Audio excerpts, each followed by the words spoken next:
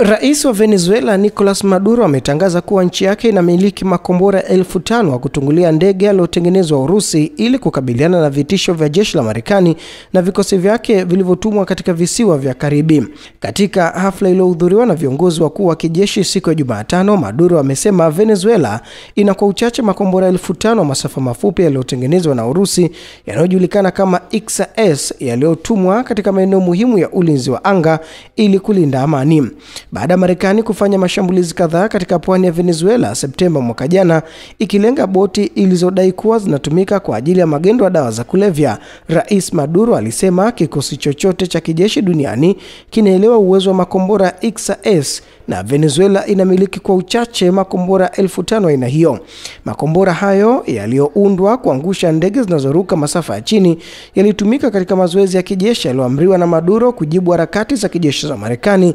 zilizowakasirisha viongozi wa nchi nyingi za Amerika Kusini. Washington imetuma ndege za siri na meli za kivita katika visiwa vya Caribbean kama sehemu ya kile inachokiita juhudi za kukabiliana na mihadarati na kuharibu meli zisizopungua 8 ambazo ilidai zilikuwa zikisafirisha dawa za kulevya kutoka Venezuela kwenda Marekani. Marekani imetuma jeshi kubwa katika bahari ya Karibi na maji katika pwani ya Venezuela tangu majira ya joto mwaka huu, na hivyo kuzua uvumi kwamba Trump ana mipango ya kumuondoa madarakani Rais Nicolas Maduro ambaye anakabiliwa na tuhuma za Washington kwamba anaunga mkono ugaidi na kuhusika na ulanguzi wa mihadarati nchini Marekani, madai ambayo yanatajwa na wachambuzi wa mambo kuwa ni ya uongo yanayoilenga Venezuela na kiongozi wake kutokana na misimamo yake ya kupinga ubeberu wa Marekani.